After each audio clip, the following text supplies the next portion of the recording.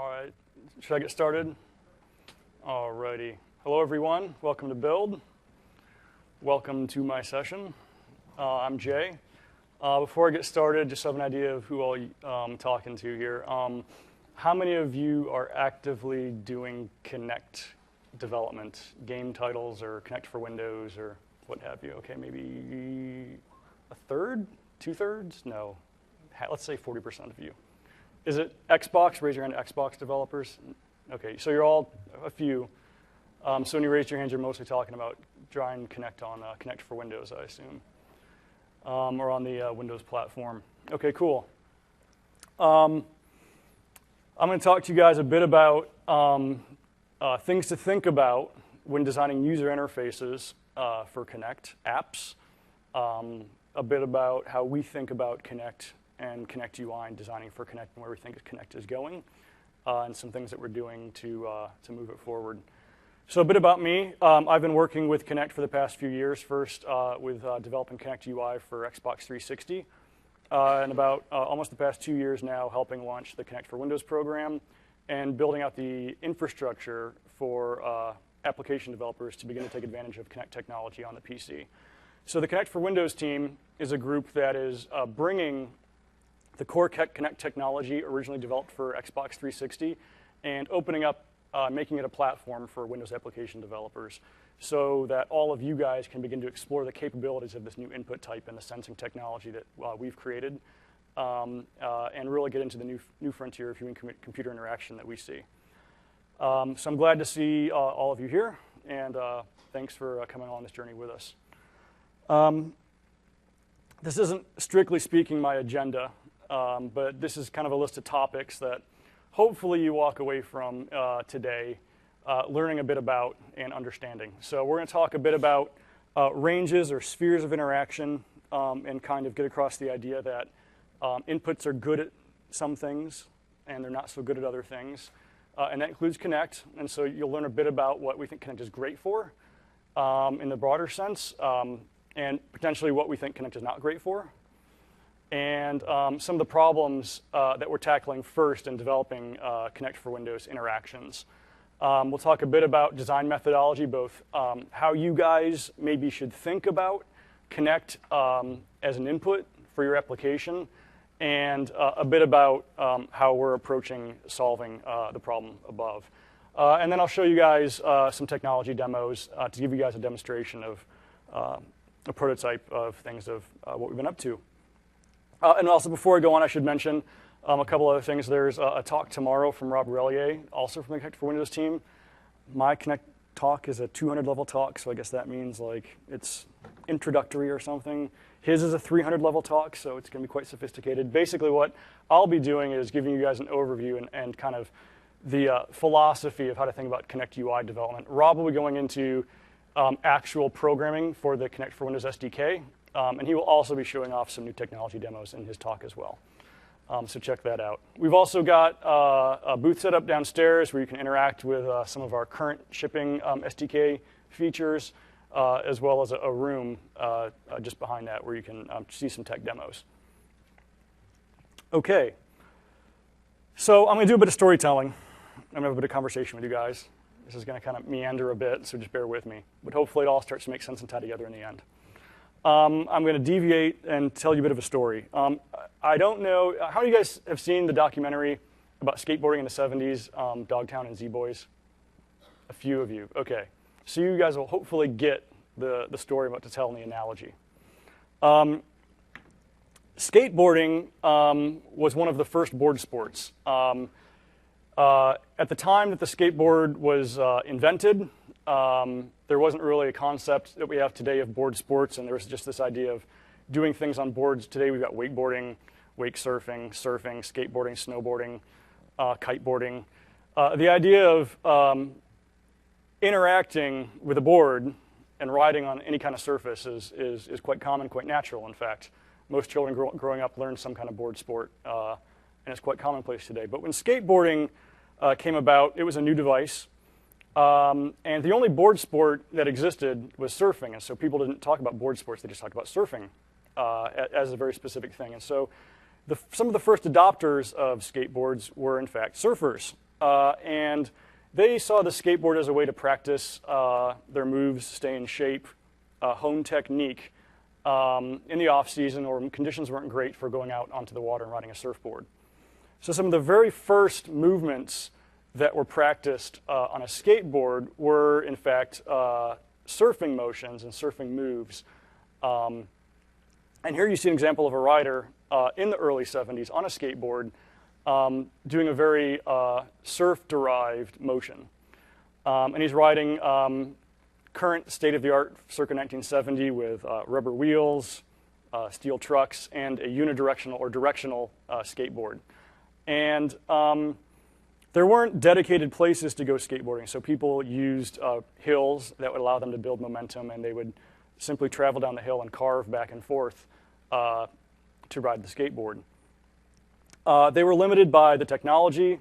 They were limited by their understanding of what a skateboard was for and how you should interact with it and how you should ride on it. They were influenced by their preconceived idea of what a board was for coming from surfing.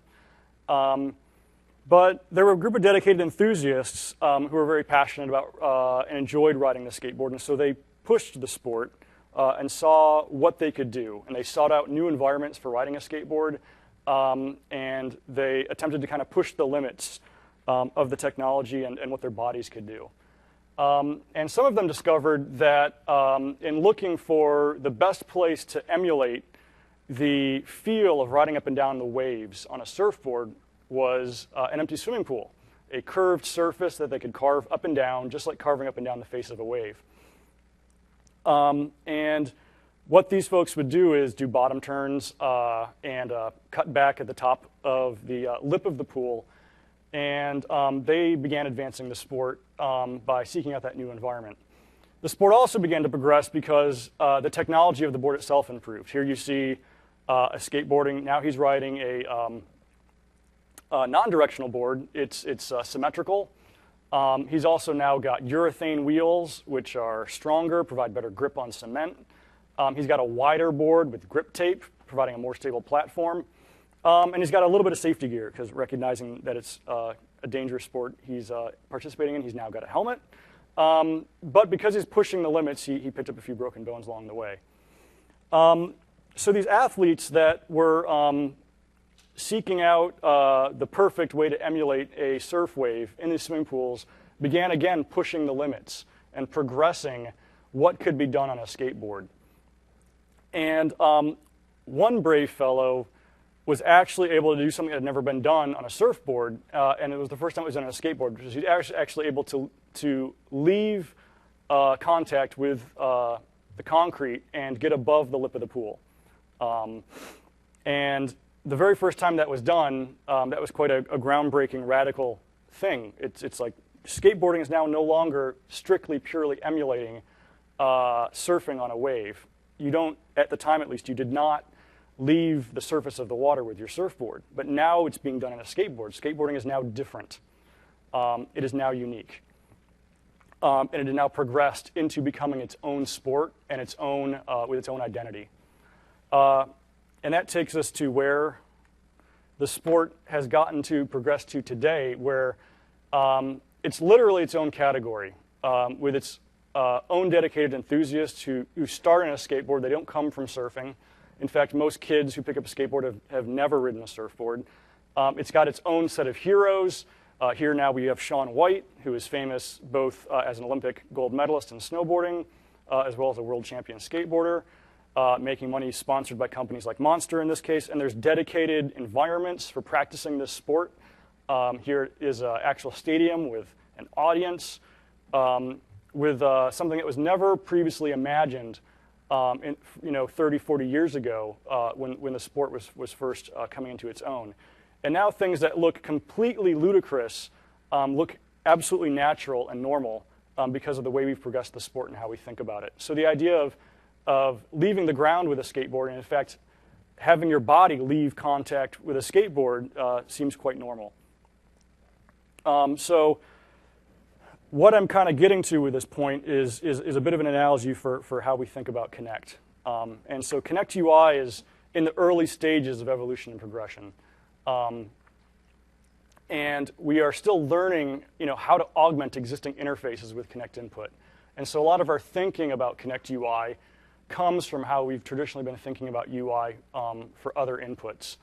And so just like in the early days of skateboarding, we're very much influenced by how we think about computers, what computer technology is actually capable of and what it's developed for, and the ways that we program and the ways we think about interacting with computers.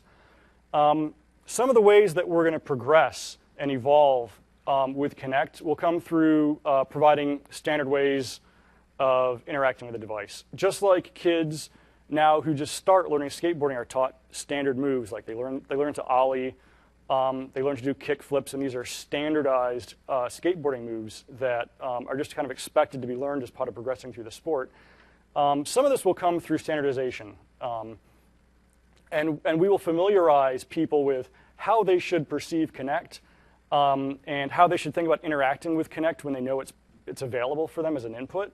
And so consumers will learn, as they've learned with other inputs, what the system expects them to do. And that's going to be part of it.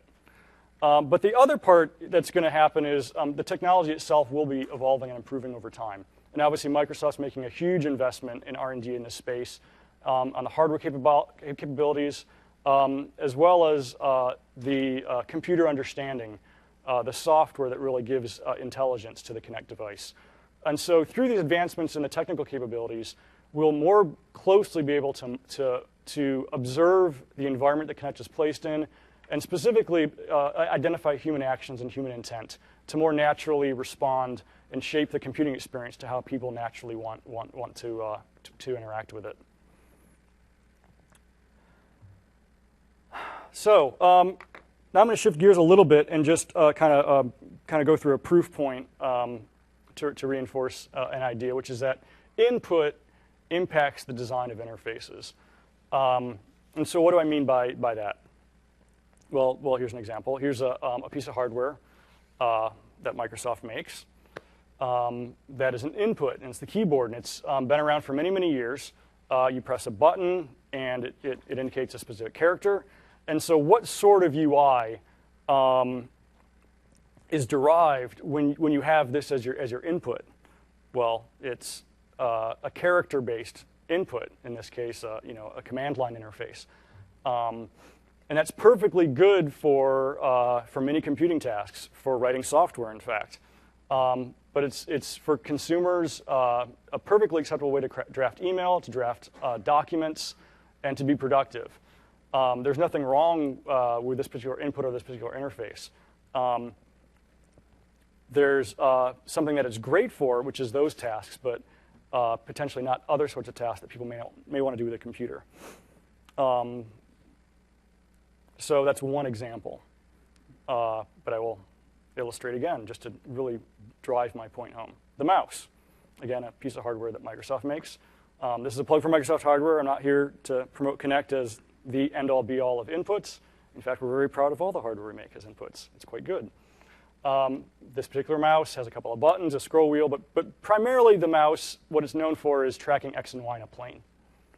So if the input can track X and Y in a plane, again, what is the corresponding UI that you derive from that input?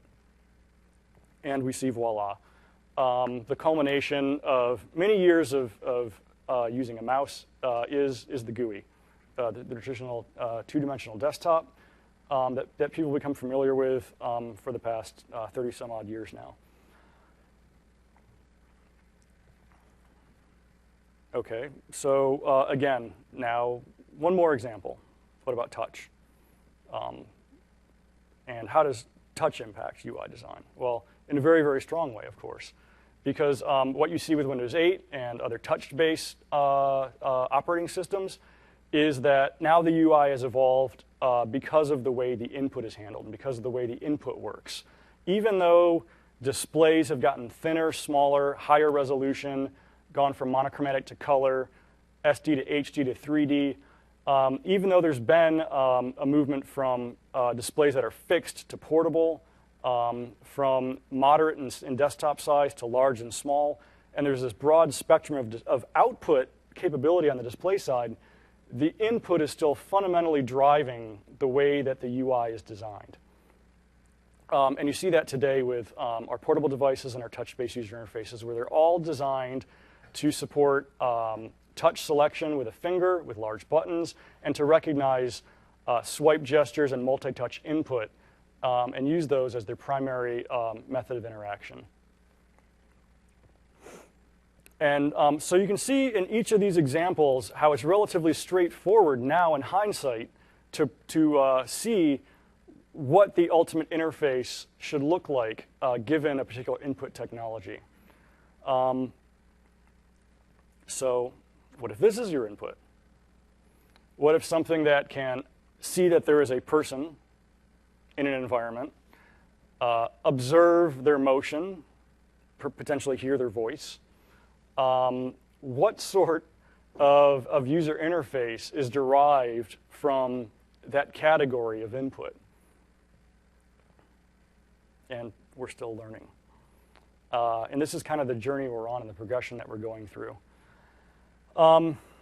So in a very, very broad sense, here's kind of our philosophy for where we see this going and what we see it looking like. We see interactions that are effortless, transparent, and contextual.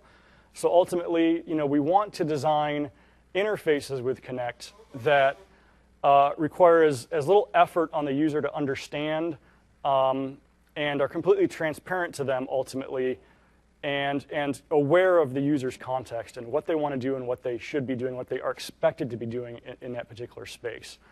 We see the communication being fluid between users and the technology, and being one-to-one, one person to one system, one to many. A user who's able to interact with many systems, and then many to many where multiple people are able to interact with each other through multiple devices. And what that can mean potentially is seamless transition between vision, voice, gesture, or touch, or other input types.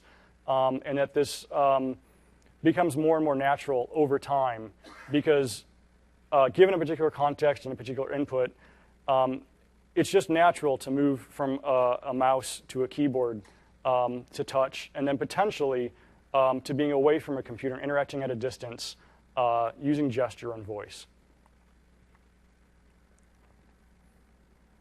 So here's an example of a Kinect user interface, an application of Kinect that's quite natural as an answer to that question. What is the obvious Kinect UI?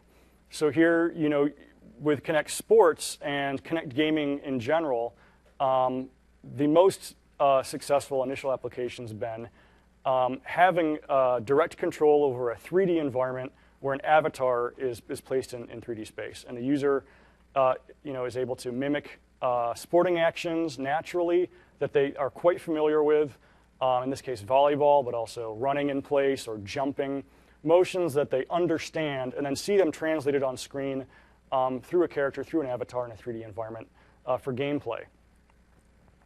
And that's made quite a bit of sense and been quite successful for us as an initial application of Kinect. So what are some other Kinect UI applications that we've observed? So we're starting to see developers of the Kinect for Windows explore the interface possibilities. And here's one example. This was developed actually by a marketing agency in promotion of a sports energy drink as part of a viral marketing campaign down in Australia. And what they did was they developed software that allowed a person to use their body to create a song, not as an instrument, but as a DJ. And what this UI that they developed did allowed them to select different instruments or samples, and by moving forward and touching the ground, they could select different tones based on arm placement up and down and around them, and they could control pitch and things like that through distance between their hands and distance between the ground. And this was a really, really interesting project that actually resulted in a really interesting, successful output. The song that was made in real time at the live event where they ran this outdoors actually for a while was #1 on iTunes. And they were really successful with marketing as a result. And kind of what this gets to is back to my point about the progression of sports and whatnot, is that those who are out there exploring Kinect and pushing the boundaries right now are really making a name for themselves.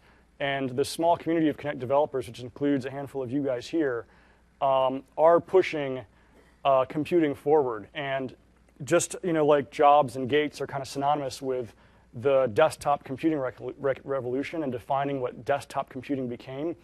The work that you guys are going to be doing in this space as you build Kinect for Windows apps, will actually create a legacy, and you might be in a black and white photo someday, just like that skateboarder from the 70s. So I'm going to shift gears a little bit and just talk about some of the things to consider when coming up with your application and thinking about how you want to use Kinect. So Kinect UI needs to consider a range of modes of interaction. You need to think about where is your user expected to be, and will they be transitioning through different distances in this case? Will they be seated? Will they be far away? Will they be standing and close? And will they be looking or not looking at the system?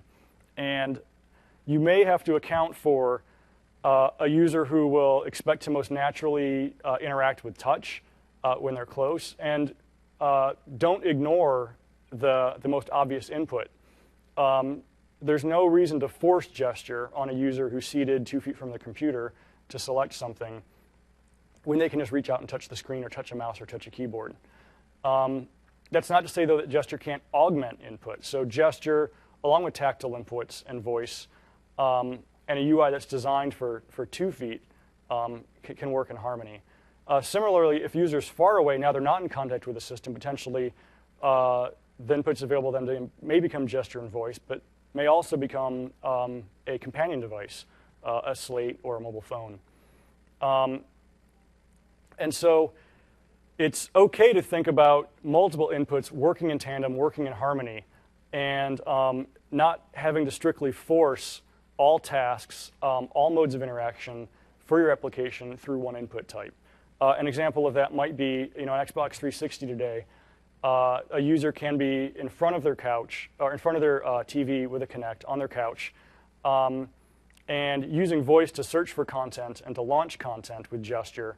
But when they get into the experience, they can pull out their gamepad or pull out their phone and use smart glass and begin interacting with a game or with a piece of movie content in a way that's very natural and seamless. And that's okay, because if the user understands what input is best for and what's expected of them, they will use the input that's most natural for them. So another thing to think about is that's a really tough challenge is Kinect UI needs to determine the user's intent if there's not an explicit UI. So when a user's in an environment and Kinect is available along with other inputs, the system needs to know when the user actually intends to be interacting through Kinect and when it's not. If the system is always on and always looking, you can't have a Kinect UI always responding to every motion and every sound in the room. That could interfere with other inputs. It can become annoying if the user doesn't actually intend to interact with the computer and doesn't want to be disturbed. And it can be annoying if you start driving inadvertent input into the UI when the user has an intention. So engagement is a really important initial part of the experience to consider. So some things to think about are, the user intends to engage here. They're using voice. They're not in view, but they're speaking. And so you want to have affordances built into the UI that understand the user's intending to address the system. Similarly, in the case where the user's addressing the system, facing forward, looking into it, what are the ways that the user wants to express engagement, and do you recognize those? As opposed to here, where you have two users, one of them which is choosing to be engaged and one of them which is not.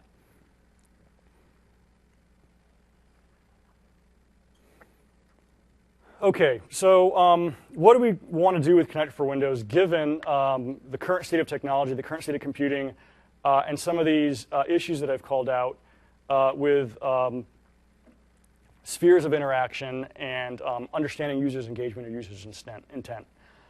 So one of the things we want to do is begin to provide that common interaction model so that developers can easily build their Kinect apps, and so that consumers can start to understand how they're expected to interact with a system that has Kinect. And we initially want to solve the most common application experiences, and that includes identifying engagement, helping a user to target something and select something on a screen, and to navigate in X and Y. And you might ask, well, why do you want to go back now to thinking about these sort of two-dimensional touch or mouse sort of paradigms with targeting and selecting content and moving in X and Y? Well, the reason is that while we really see the value of Kinect being in that immersive, interactive, natural engagement like sports or like that fun DJing application, that's where the real value of the Kinect interaction ultimately lies. The user still does want to be able to express when they want to start that experience and when they want to stop that experience, and needs a way to initialize it and to end it. And so we want to give people a way through Kinect without having to walk up to a system or pull out a companion device to initiate and terminate and target and select and to drive a computing experience, because of the fact that we are talking about building apps on top of the computing environments of today and the operating systems of today, which are geared towards those other inputs. So the other thing that we're doing through the Kinect for Windows program in conjunction with our work on Kinect for Xbox 360 is we're trying to ensure that Kinect for Windows interactions and these controls are intuitive and delightful for end users. So we're currently investing a lot of R&D in discovering how are users expressing their intent to interact with a UI at a distance, and what do they tend to do naturally.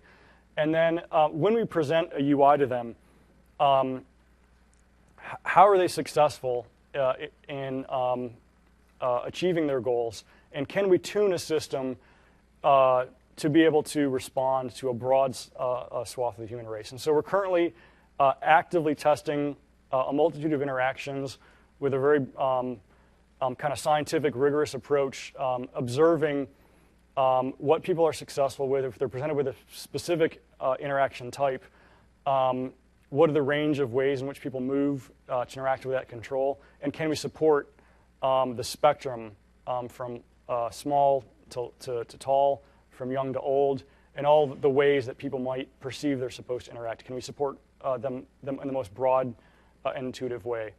And lastly, of course, our mission is to advance the capabilities of Kinect and begin to show progression of the technology, and start to bring more of that to you guys as application developers to take advantage of, to help push this new realm of human-computer interaction forward.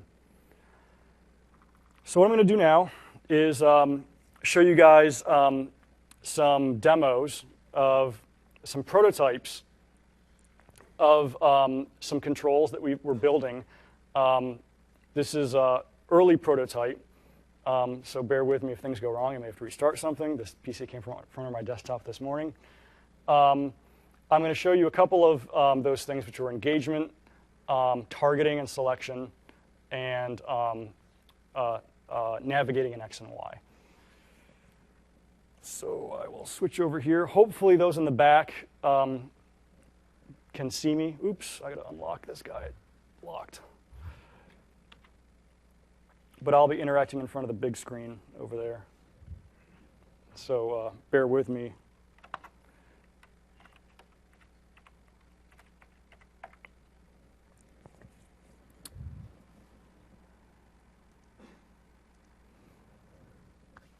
Okay, so currently the system is not observing anyone engaged. And what you'll see is a window at the top of the screen, which is displaying the output of what Kinect is seeing. It sees a row of seats. There's somebody sitting there, but they are not engaged with the system, and there's nobody interacting at this time. And there is no cursor on the screen. The buttons aren't doing anything. So if I walk into the field of view of the Kinect, oops, I may have to restart this guy. It went to sleep. Like I said, it's prototype code. It came out from under my desk this morning.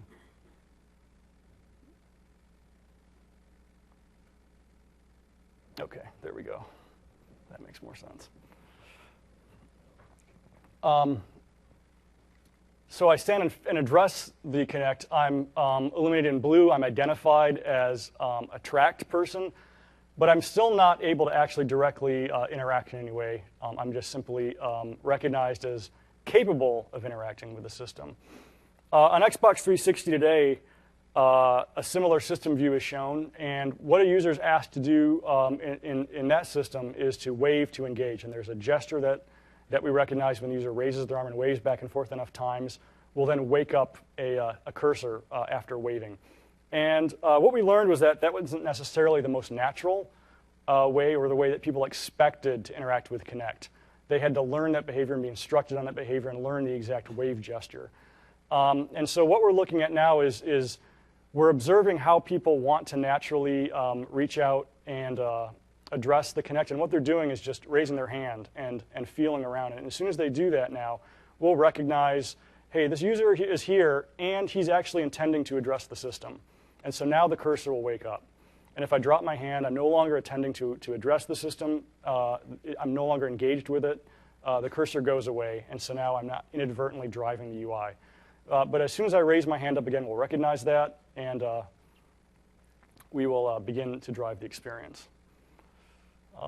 So the next thing we're doing is working on improving targeting and selection in X and Y. And what we've got is a much more ergonomically refined interaction zone over what was initially developed in Xbox 360. We observed the range of motion that people found natural. And we design a physical interaction zone, which is the region out in front of the user where they place their hand that allows them to come in contact with the different portions of the screen. And so we found that people don't like reaching far across their bodies. They don't like reaching far away from their bodies. And we've designed this physical interaction zone that provides X and Y targeting to be as ergonomic as possible. And as natural as possible for the user. So now what happens when I actually want to select something? What we found is that when we asked users, hey, how would you select an item on screen? What they naturally want to do is just kind of reach out and actually kind of touch it, even though there wasn't anything there to touch. So we're now experimenting with that idea as a way for a user just naturally target and then select something. On the Xbox 360 and in the Kinect for Windows SDK version 1.6, we've demonstrated that by dwelling on an item for long enough, you can ultimately select it. And there's a cursor that has a timer with a ring that fills, and the user's informed, don't stay here too long, otherwise you will end up selecting this item. And one of the behaviors that we observed when we implemented that paradigm was that users became scared of targeting anything because they felt like a bomb was going to go off. Oh my God, the timer's going to go off. I got to move. I got to keep moving. I got to keep moving. I better keep moving, otherwise something will get selected. I don't know what I want to select yet, but I got to keep moving. Got to keep moving. Got to keep moving. And they had a fear of inadvertently targeting something because of the pressure of the timer. So if we take that away and instead just let them reach toward what they want, now we're naturally responding the way that people kind of expect to interact with the system. And the really interesting thing about this press gesture that we've developed is we haven't trained it as a specific motion that needs to be recognized by the system. So the user doesn't need to learn how to press. They simply need to reach towards the thing that they want to target. And there's a couple of things going on here.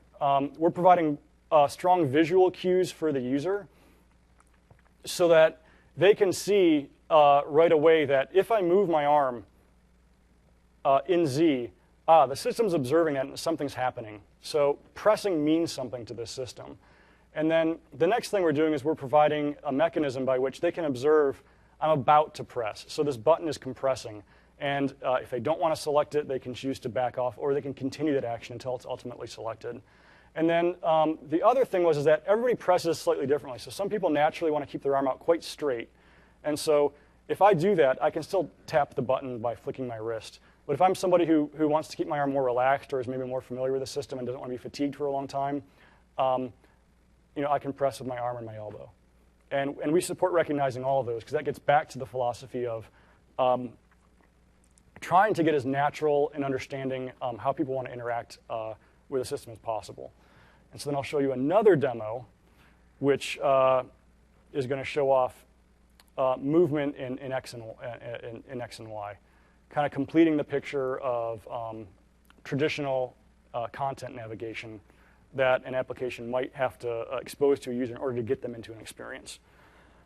So in this prototype, what we've added to that engagement and targeting and selecting interaction is a grip recognizer and scrolling interaction. So now when I raise my hand to engage, do I focus? Yeah, focus. Oh, no.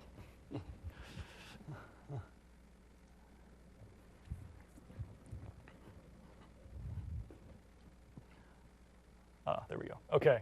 Now when I raise my hand to engage, I can also open and close my hand. And now with a closed fist, I can manipulate the canvas to move through a large list of content. And in this particular example, we've emulated some touch-like implementations of scrolling in that there's a notion of sort of swiping across a surface. And I can directly manipulate, sort of like scrubbing on a touch screen, or I can apply some sort of velocity to move quickly through the page. And then when I get to the piece of content I want, I can press it. So these are the sorts of interactions that we're currently putting through a lot of usability testing, doing a lot of research and machine learning to support for as broad a population as possible. And ultimately, what we want to do is provide these to you guys in the development community so that your value add with Kinect, your experience with Kinect, your version of Kinect Sports or your DJ application can have a seamless end-to-end experience for your customers. And through the combination of standardization, improvements in technology, and then great hero experiences that you guys develop, we will have great Kinect applications out there and really wow our customers and wow people in the future who look back and realize that we were the pioneers who kind of changed computers forever. So that wraps up my demo and my talk, but I'm happy to field questions if you've got any questions about the demo or just about what we're doing with Kinect and Kinect for Windows.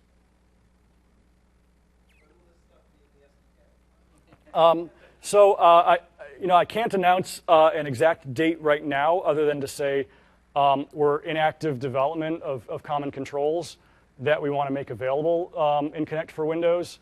And you'll be hearing announcements soon.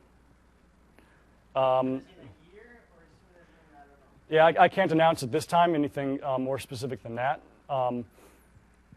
unfortunately.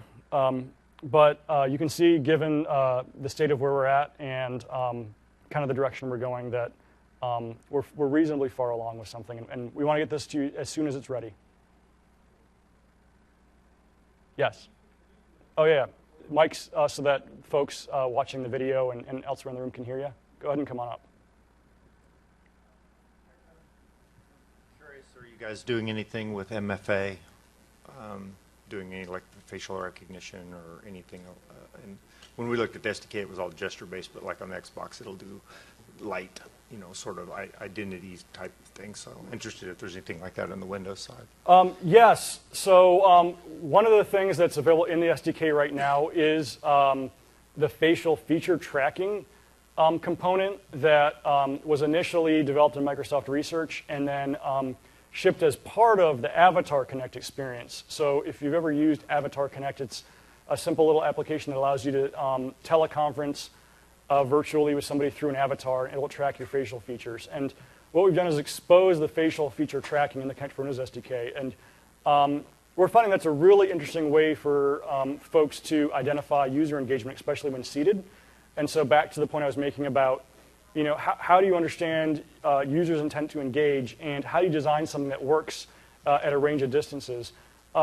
Obviously, face tracking becomes much more interesting in a near mode range of interaction where raising my hands might not be natural, but simply turning in my chair to the computer and looking at the screen could be quite natural. And so we'll Well, I don't have a demonstration of that particular interaction here today, and that is something that folks who want to build an app could begin to evolve and prototype and develop themselves using that tech. Identity, in terms of facial feature recognition, is not yet a part of the SDK. Is it even on a plan, though? In the broader sense, yes, it's on our roadmap, because the Kinect for Windows organization, one of our charters or goals is to bring all of the capabilities of Kinect as seen on Xbox and open those up to the community. So our goal is over time to make as much of the Kinect platform available for development as possible. Yeah, go on, come on up to the mic. It's really far. Just modern UI. Are we going to get this natively in the... Oh, in modern is your question. Yeah, so we don't have anything to announce at this time in terms of a modern API or making these controls available in the modern shell. But stay tuned, and we are obviously always pushing forward and progressing, as I said. I was curious what kind of business applications you're seeing being early adopters with this. Yeah, great question. So we've got a ton of enterprise interest from a really broad swath of the commercial space, and that spans retail, healthcare, defense, business, education. It's really all over the map. And the most promising initial applications seem to be in larger displays and public spaces, retail, and those sorts of applications where you may have a one-to-many sort of system that you want to give a message out to many people and then allow a one-to-one communication when a person wants to specifically interact with the system. Kinect's a great way to reach an audience and to allow them to interact with a product and to engage them in an immersive way that they haven't been able to before. So we're seeing a lot of interest from the retail community, marketing community, and specifically for use in public spaces and with larger displays. There's obviously other applications of interest. People are looking at telecommunications and teleconferencing as an interesting application. But as you saw with that DJ application, that was a way for a marketing company to reach an audience through performance and interacting with a computer that reached millions of people ultimately through that one-to-many sort of interaction. So it's basically wide open right now. There's a ton of exploration. I think we've got 90% of Microsoft's top enterprise customers all actively looking at Kinect application and Kinect opportunities. I think something like 100 of the S&P 500 looking at incubating ideas with Kinect. So there's a very broad range of interest. Have you guys been looking also at, what you presented was nice, but it was like the surfboard example and the skateboard, that was still old UI. There was nothing right. like groundbreaking where it was like, wow. Like, for example, like, are you looking at augmented reality where you probably would pair multiple Kinects to give notion of space and interaction of space or other things like that? Yeah, and I freely admit that the controls that I demonstrated were looking at adding Kinect to an existing paradigm.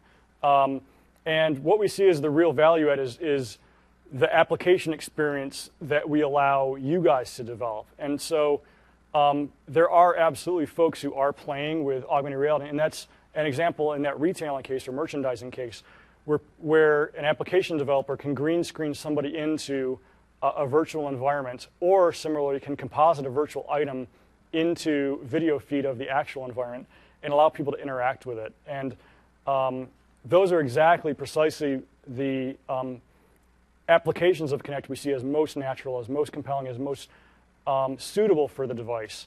And so we're actually not dictating how people should be doing that because that's really where the value add is of the application. And so we want you guys to be able to explore what's going to be most suitable for your environment and for your particular market. And simply what we're looking at providing is acknowledgement that for somebody to get into that experience and out of that experience, they may have to choose from a menu to start up. They may have to select something from a range of options, and they may have to end the experience. And so we want to provide an easy way for you guys to have those affordances and then focus on the value add, which may be an augmented reality experience or some other really creative UI like that DJ UI you saw, which was fantastic and highly differentiated, but very brand specific and scenario specific. And we want you guys to be spending your time on being creative in that space and not have to worry about how do I just bring up a cursor and how do I let somebody select from a list of end choices. Because one of the things that our early adopters expressed frustration on is, hey, I'm doing something with green screening a user into an environment, and that's what I want to be working on in the application I want, but I'm spending as much time on just getting a cursor up and giving a way for a user to press a button as I am on the core application experience. And so we want to solve that problem for our community. Sorry, could you guys maybe just queue up behind the fellow at the mic, and then that way everybody can get their question. And the folks who are watching online can also hear the question. So go ahead. Hi. First of all, I was really excited of seeing the new hand gestures, and especially the open-close hand thing that you show. What I'm basically asking is this some kind of high-level stuff that we get, or can I just have an event when the user closes a door or opens their hand, and maybe have this as a click event on a button? Yeah. So how we're thinking about developing these interactions and the tech is that we want the platform to be as flexible as possible, and we want to make as much of the building blocks for the tech available to the development community as possible. So we're definitely thinking about lower level ways of exposing low level gesture recognition and events to the application, as well as higher level application and UI framework concepts to apps, so that the developer that just wants to drag and drop a button into their UI can do that, and then the developer who wants to get more sophisticated and build a very custom application experience can do that as well with some of the predefined gestures that we recognize. So can I mix and match? Can I, for example, do something crazy like use your button, but have, I don't know, only click it when I do 3 blinks with my hand? So this kind of crazy stuff. Yeah, well, since we haven't yet released these components in an SDK, we haven't actually standardized or defined the API for you guys yet, so that's not set. But we're definitely open to that idea. One thing that we're trying to balance is back to that point I was trying to make around setting people's expectations and getting them used to a standard way of interacting with Kinect. We don't want experiences to be so different fundamentally that people don't know what they're supposed to do when they see Kinect and how they're supposed to interact with it. But we do want people to be able to be creative and to build highly differentiated branded experiences at the same time. So we're playing with that tension. So an example might be we want to keep the physical interaction zone that people kind of understand. Here is the range within which Kinect is observing and seeing and tracking my hands if I'm doing a hand tracking based mode of interaction, and they know that if they're kind of in this space that Kinect should work, and that they don't have to reach further out in order to drive a menu. We may want to standardize that, but the range of gestures you do within that could be varied with the imagination. And so we're still playing with a balance of how much of the low-level gestures do we expose and what ways do we put them together so that we maintain some level of consistency but some level of flexibility. We're still playing with those trade-offs. But yes, in general, we want those building blocks to be exposed, and we want you guys to be flexible in how you put together your UI. Excellent. Great job. Thank you. How well does Kinect work outside, like outdoors and broad sunlight? Yeah, so because the depth image of Kinect comes from an IR pseudo-random pattern, that requires the sensor to be able to see the IR that it projects. And so if there's a source of IR in the environment that's stronger than the pattern output, the pattern won't be observable. And so something that does put out a very strong source of IR is the sun. And it will effectively over-illuminate an item that Kinect is also shining a pattern onto and make it invisible to Kinect. So something to think about if you're looking at an outdoor experience is, can you shade the object you want to observe?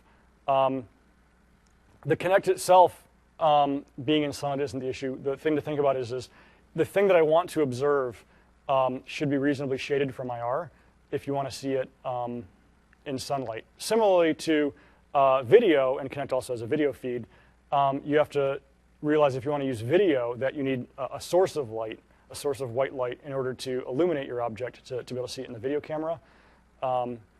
It's very similar, except in the inverse with the depth image. So generally, we recommend Kinect for use indoors, but we have seen some pretty creative uses of Kinect outdoors. In fact, that DJ application was actually performed outdoors, although they chose to do it at night for a good reason, both because they projected onto a very large screen. A projector output tends to work well in a dark room, but Kinect also works best in the dark.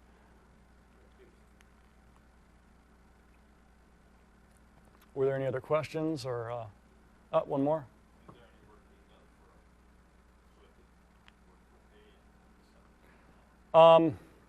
I guess I could just say very broadly that Microsoft's investing heavily in sensor technology and advancing the capabilities both of the hardware and the software. And we're looking at ways to advance the capabilities of Kinect to bring it to new environments, as well as for the ones that we already see it being used in to expand its range of capabilities to allow new forms of interaction and to improve on the current ones. Sorry, I can't say much more than that. Yeah? If there are multiple actors in front of Kinect, how does Kinect know which is the primary actor? Great question. So I'm not even sure if Rob's going to get into this one or not, but he may be able to show a demonstration of it in his talk tomorrow. Otherwise, there's some examples in the Kinect for Windows SDK for that today. So the human skeletal tracking capability that we provide in the SDK can track up to 6 potential people in a scene and label them. And we can track up to 2 of them in real time. They're all of their skeletal joints that Kinect recognizes. So the application basically sees 6 potential targets, can choose 2 of them, and track their movements in real time.